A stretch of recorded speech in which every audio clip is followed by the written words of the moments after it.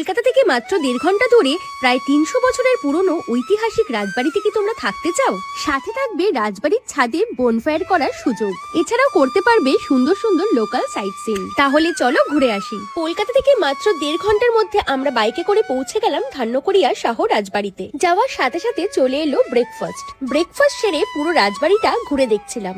চলো তোমাদের রুম ট্যুরটা আগে দিয়ে দিই। বিশাল বড় ঝা চকচকে একটি রুম। আগে ছিল এটি রাজবাড়ির কাছারি ঘর, আপাতত 2টো রুম গেস্টদের জন্য এরা অ্যালট করছে। আস্তে আস্তে রুমের সংখ্যা আরো বাড়বে।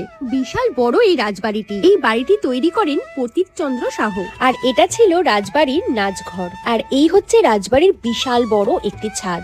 রাজবাড়ি ঘুরে চলে গেলাম শাহদের ঠাকুর বাড়িতে। এখানে ভোগ প্রসাদ পাওয়ারও ব্যবস্থা রয়েছে। এখানকার লোকাল সাইট সিনে ঘুরে দেখতে পারবে গাইনদের রাজবাড়ি, বল্লভ রাজবাড়ি, রাসমঞ্চ, গাইনদের বাগান বাড়ি এবং সত্যজিৎ রায় বিনোদন পার্ক। এছাড়াও ঘুরে দেখতে পারবে শাহদের বিশাল বড় বাগান বাড়ি। সাইট সিন করে আমরা আবার পৌঁছলাম শাহ রাজবাড়িতে। এখানেই লাঞ্চ সারলাম। সন্ধে নামার সাথে সাথে রাজবাড়ির রূপটা মায়াবী হতে লাগলো। তার সাথে রাজবাড়ির ছাদে বসে বনফায়ার এবং আড্ডা, এই এক দারুণ রোমাঞ্চকর অভিজ্ঞতা। তোমরাও এখানে ঝটপট চলে এসো আর রাজবাড়িতে রাত্রিবাস করে যাও। সমস্ত ডিটেলস এবং ফোন নাম্বার ক্যাপশনে রইল। আজকের মতো টাটা।